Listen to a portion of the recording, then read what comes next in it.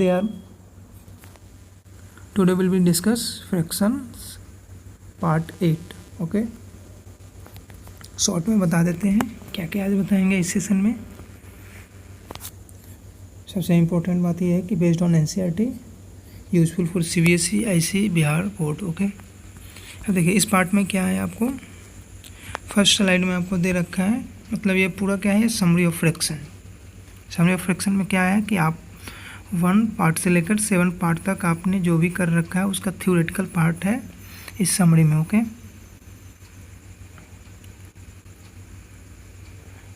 जो कि आपको थिंग्स टू रिमेंबर है ना, जो कि जब भी आप फ्रैक्शंस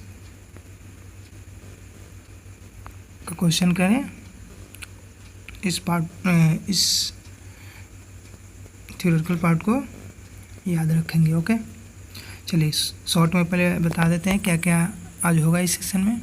पहली बात की थिंग्स टू रिमेंबर, आपका फ्रैक्शंस है, ये सारा डेफिनेशन है ना। फिर दूसरी पार्ट में ये है फ्रैक्शन का डिफाइंड किया है कि fraction can be written as nominator divide by denominator, ये सारे हैं।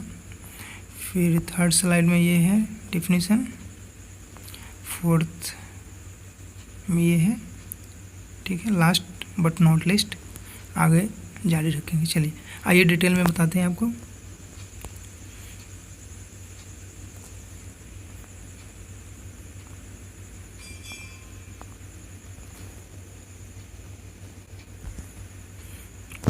चलिए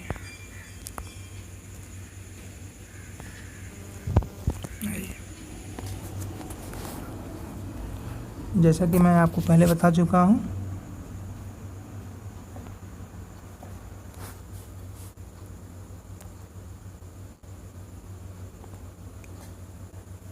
ये it is based on NCERT। Okay, useful for CBSE, IC, Bihar board and other boards, है ना, जहाँ पे आपका NCERT फॉलो होता है, ये सारा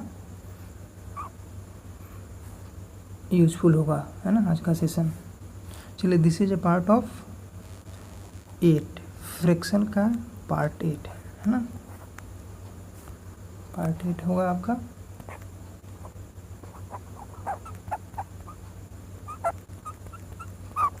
ओके, एंड लास्ट है ना, फ्रैक्शन का जो भी थ्योरेटिकल पार्ट अभी तक मैं बता चुका हूँ, ये इसका लास्ट पार्ट है। अब इसके बाद क्या होगा, अब दूसरा टॉपिक पर आएंगे, है ना। बस क्वेश्चन जो भी होगा MCQ फॉर्म में या क्वेश्चन है ना, बीच बीच में आपको इस फ्रैक्शन पे करा देंगे। बट ये थ्योरेटिकल पार्ट और उसका मैंने न्यूमेरिकल करा रखा है, उसको मैं आज ये लास्ट वीडियो है ना। चलिए, दिस इज लास्ट।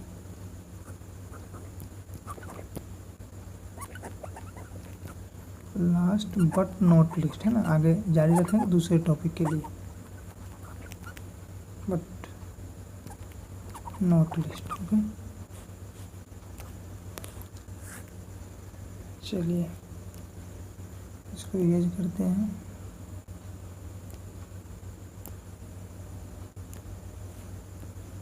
चलिए आइए,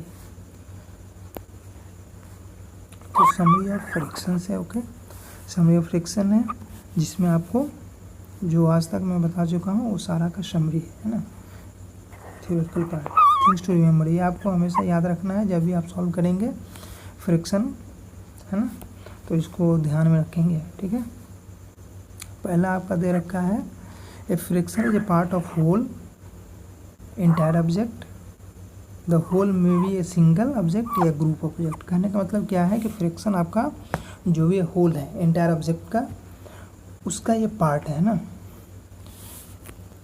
द होल में बी सिंगल ऑब्जेक्ट या ग्रुप ऑफ ऑब्जेक्ट। ओके, ये आपको समझ में आ गया होगा। जैसे मान लीजिए ये पार्ट है, ये पूरा मान लिया जाए एग्जाम्पल के साथ, ये पूरा आपका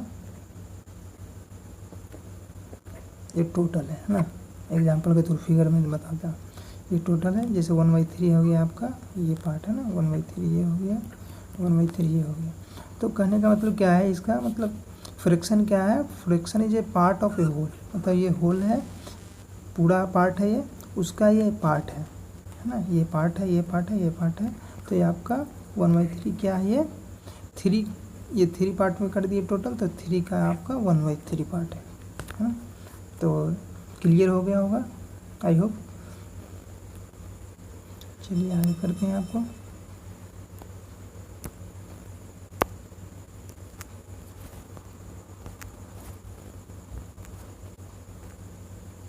चलिए आ जाइए, दूसरे स्लाइड में देख लीजिए क्या दे रखा है आपको।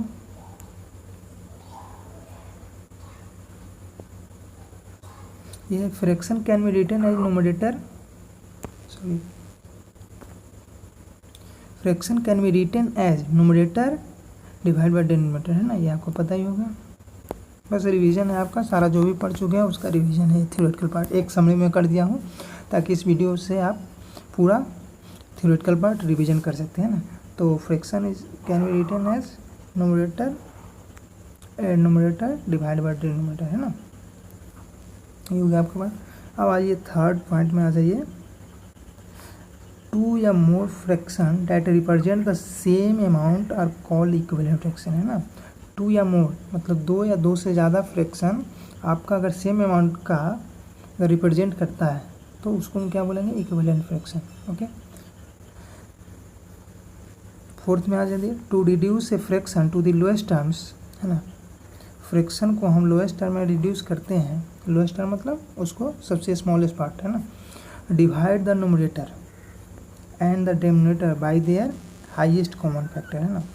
तो क्या करेंगे उसको स्मॉलेस्ट पार्ट को में करने के लिए आपको न्यूमरेटर एंड डिनोमिनेटर को उस फ्रैक्शन का जो HCF होगा, है ना, उससे हम क्या करेंगे, डिवाइड करेंगे, है ना।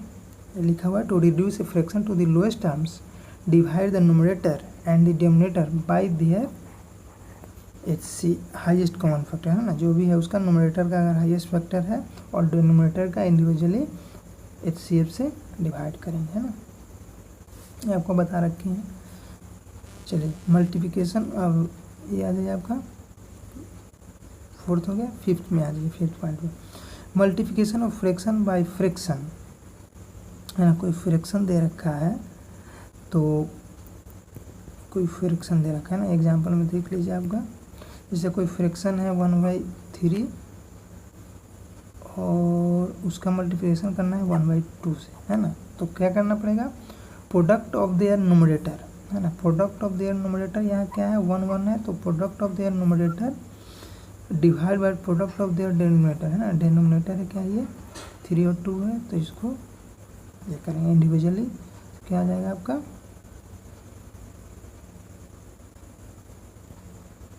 क्या आ जाएगा,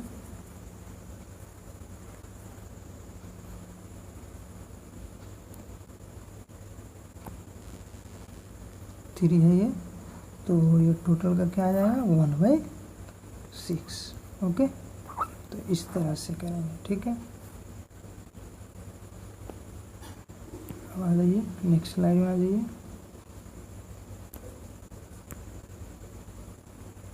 नेक्स्ट स्लाइड में कहता क्या है, division of a fraction, division of a fraction 6 point होगा शायद, है ना, 6 पॉइंट होगा ये। Division of fraction by another fraction, first fraction into reciprocal of second, है ना। अगर मान लिया जाए एग्जांपल मैंने लिया है 1/3 और डिवीजन करते हैं 1/2 को, तो क्या करना पड़ेगा, इसका division of fraction by another fraction equal to क्या होगा, फर्स्ट फ्रैक्शन। फर्स्ट फ्रैक्शन अगर मान लीजिए इसको मान लिया जाए तो 1/3 into reciprocal of second fraction. Reciprocal मतलब 1/2 का रेसिप्रोकल क्या होगा 2, है ना, इस तरह से। तो क्या आ जाएगा आपका 2/3 आंसर आ जाएगा, ठीक है, इस तरह से एग्जाम्पल। अब आ जाइए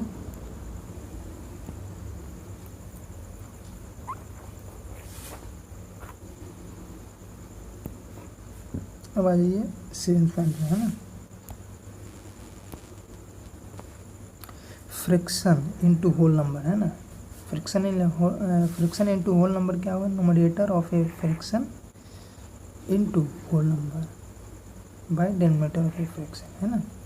तो आपका फ्रैक्शन इनटू होल नंबर अगर करने के लिए मान लिया फ्रैक्शन आपका दे रखा है 1/3 है ना, फ्रैक्शन दे रखा है इनटू होल नंबर आपका पता ही होगा। होल नंबर क्या होता है, 0 से शुरू होता है, गिनती की संख्या में अगर 0 ऐड कर दिया जाए तो क्या होगा, होल नंबर। तो इस तरह से डॉट डॉट ये बढ़ते जाएगा। तो होल नंबर मान लीजिए अगर 2 ले लिए, ठीक है, तो क्या होगा, तो फ्रैक्शन इनटू होल नंबर क्या होगा आपका, numerator of fraction. Numerator of fraction क्या होगा, फ्रैक्शन का न्यूमरेटर ये होगा, इनटू होल नंबर आपका ये हो गया, डिवाइड बाय डिनोमिनेटर। तो 1 × 2 डिवाइड बाय 3, ठीक है, तो आपका 2/1 में 3 आ जाएगा, ठीक है, इस तरह से। अब आ जाइए रेसिप्रोकल ऑफ 1 इज 1 है ना, रेसिप्रोकल ऑफ 1 क्या होगा, 1 होगा ऑलवेज, है ना, ये आसान है। अब आ जाइए ए फ्रैक्शन इज अगले पॉइंट में आ जाइए, a fraction is said to be in the simplest form if its numerator and denominator have only 1 as their common factor, है ना। देखिए सिंपलेस्ट फॉर्म में चेक करने के लिए क्या होगा कि आपको है या नहीं, तो क्या होगा, इसके पास न्यूमरेटर और डिनोमिनेटर के पास ओनली 1 कॉमन फैक्टर होंगे ना, दोनों के पास क्या होगा, सिर्फ ओनली 1 कॉमन फैक्टर होंगे, ठीक है।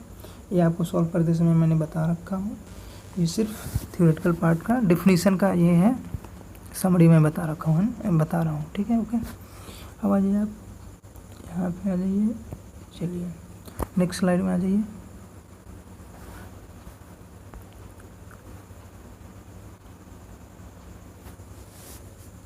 नेक्स्ट स्लाइड में कहता क्या है आपका, द फ्रैक्शंस, है ना, the fraction that have the same denominators are called like fraction, है ना, and fraction that have the different denominators are called unlike fraction. जैसे लाइक फ्रैक्शन क्या होगा, तो इसका डिनोमिनेटर है ना, जैसे अगर 1/4 है तो इसका डिनोमिनेटर आपका अगर ये 3/4 7/4 तो ये सब क्या हुआ 8, फिर 9/4 ये सब क्या हुआ एक लाइक फ्रैक्शन, है ना, जिसका डिनोमिनेटर सेम है उसको लाइक फ्रैक्शन बोलते हैं, और जिसका डिनोमिनेटर अगर सेम नहीं हो, है ना, जिसका डिनोमिनेटर आपका जैसे मान लीजिए 4/3 है, 2/5 हो गया, 7/6 हो गया, इस तरह क्या हुआ, ये अनलाइक फ्रैक्शन, ओके।